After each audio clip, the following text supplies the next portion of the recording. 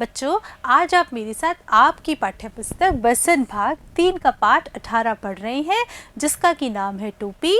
यह एक कहानी है और कहानी को लिखने वाले हमारे कहानीकार हैं सृंजय जी। बच्चों, आप मेरे साथ यह कहानी पिछले भागों में पढ़ चुके हैं तथा कहानी पर आधारित अभ्यास प्रश्न भी हल कर चुके हैं। बच्चों, पाठ के इस भाग में मैं आपके लिए व्याकरण से संबंधित एक विशेष प्रकरण लेकर आई हूँ। हाँ बच्चों, आज आप मेरे साथ व्याकरण से संबंधित एक विशेष प्रकरण मुहावरा पढ़ने वाले हैं। बच्चों, आज हम मुहावरों का अध्ययन करेंगे। आइए देखते हैं क्या है यह मुहावरे। बच्चों, ये जो मुहावरा शब्द है यह अरबी भाषा का शब्द है, जिसका कि अर्थ होता है अभ्यास करना या आदि होना। यह अपने सामान्य अर्थ को छोड़कर असामान्य अर्थ को प्रकट करता है। हाँ बच्चों, मुहावरे में आपको जो सीधे सीधे अर्थ दिख रहा होता है वह अर्थ नहीं होता है। बच्चों, आपको दूसरा अर्थ ग्रहण करना पड़ता है, दूसरा लाक्षणिक अर्थ ग्रहण करना पड़ता है। जैसे कि एक मुहावरा है आँखों का तारा। आँखों का तारा जो है वह एक मुहावरा है। अगर आप इस आँखों के तारों का कोई अर्थ लेंगे तो क्या ले सकते हैं? नहीं ले सकते, लेकिन इसका हम विशेष अर्थ प्रयोग में ला सकते हैं।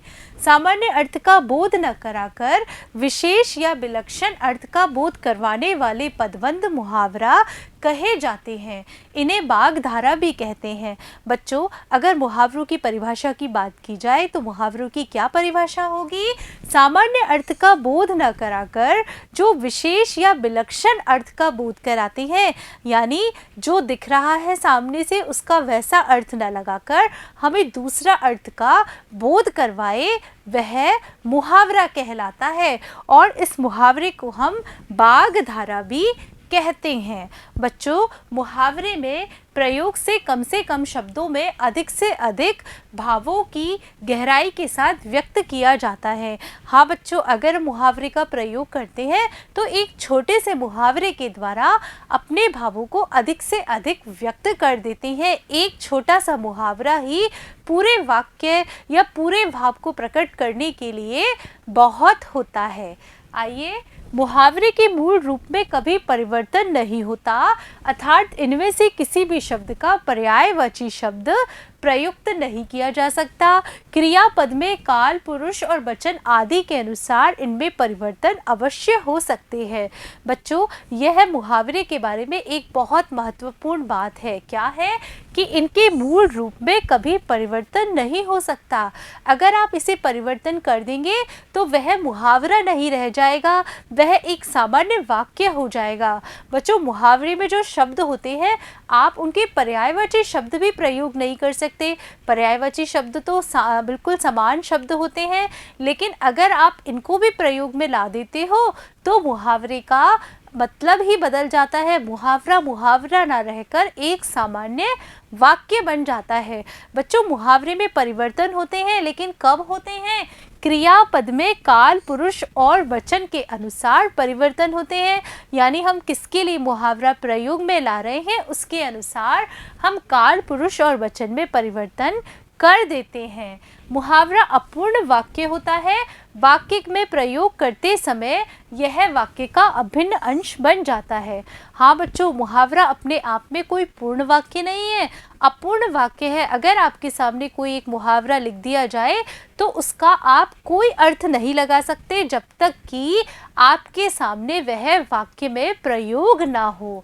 आइए देखिए, उदाहरणार्थ आँखों पर पर्दा पड़ना। बच्चों, आपके सामने यहाँ पर एक मुहावरा दिया गया है। इस मुहावरे का अगर आप अर्थ देखेंगे तो क्या होगा? भला बुरा ना समझना।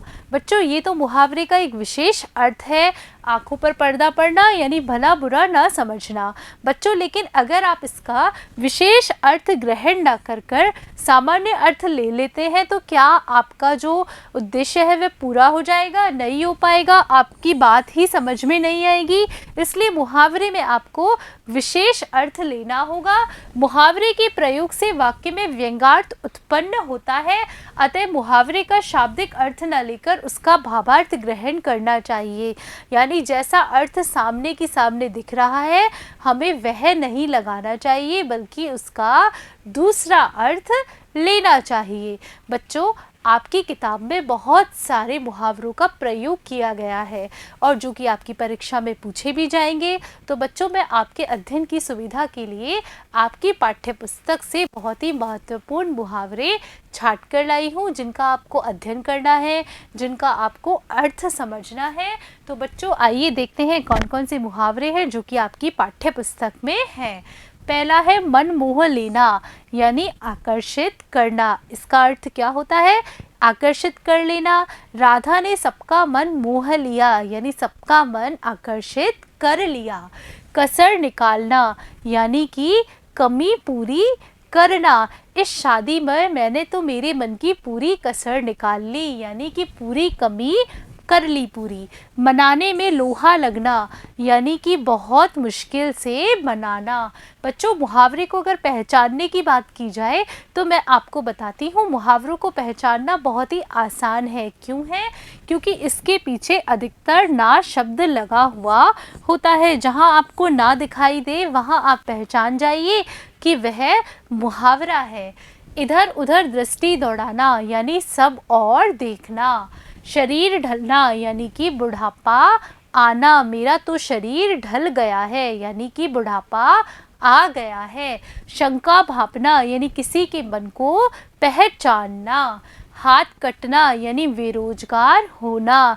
कोरोना की वजह से सारे के सारे कारीगरों के हाथ कट गए हैं, यानी कि वो बेरोजगार हो गए हैं, उन्हें घर पर बैठना पड़ गया है।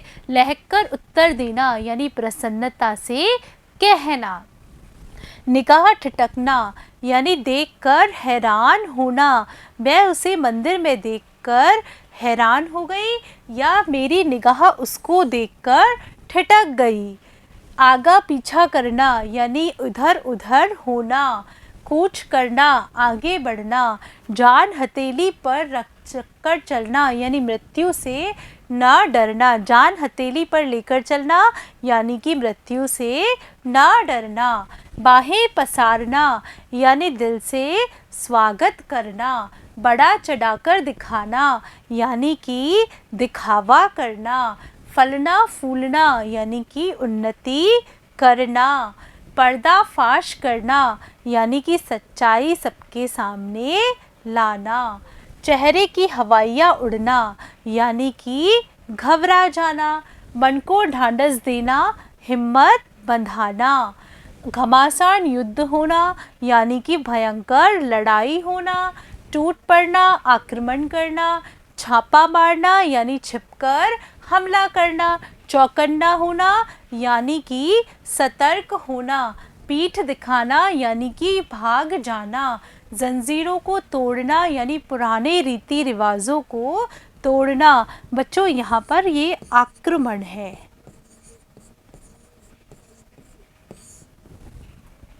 देखिए, चाव लगना, यानी कि शौक लगना। जी बैठ जाना, यानी कि धक्का लगना। तिलमिला जाना, यानी क्रोधित होना। दुम दबाकर भागना, यानी कि डरकर भागना। आँखों से ओझल होना, यानी कि गायब हो जाना। काटो तो खून नहीं होना, यानी डरकर घबरा जाना। दो और दो जोड़ना, स्थिति परख लेना। कान पकना, यानी सुनते सुनते थक जाना। देखिए, पीठ ठोकना, यानी शाबाशी देना। आश्चर्य का ठिकाना ना रहना, यानी बहुत खुश होना।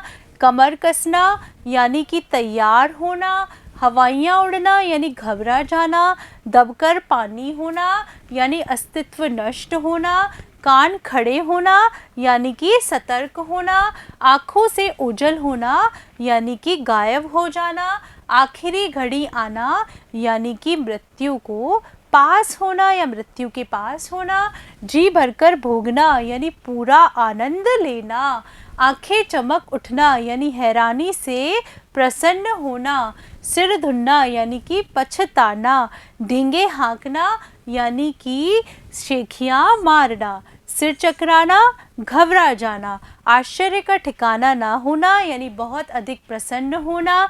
प्राणों की बाजी लगाना, यानी कि बलिदान देना। प्राणों को हथेली पर रखना, यानी कि मरने के लिए तैयार हो जाना, लट ज़ीरा चुगना यानी कि होश में ना रहना, टोपी उछालना यानी कि बेइज्जती करना, टोपी सलामत रहना, इज्जत बनी रहना, कितनों को टोपी पहनाना यानी काम निकालने के लिए दूसरों को मूर्ख बनाना, धुन की पक्की यानी कि दृढ़ निश्चयी, खुशी के मारे लौटना यानी प्रसन्नता से इधर उधर होना, अचरज होना यानी हैरानी होना, इसरार करना यानी कि आग्रह करना। तो बच्चों ये सारे जो मुहावरे थे यह आपकी पाठ्य पुस्तक में दिए गए थे।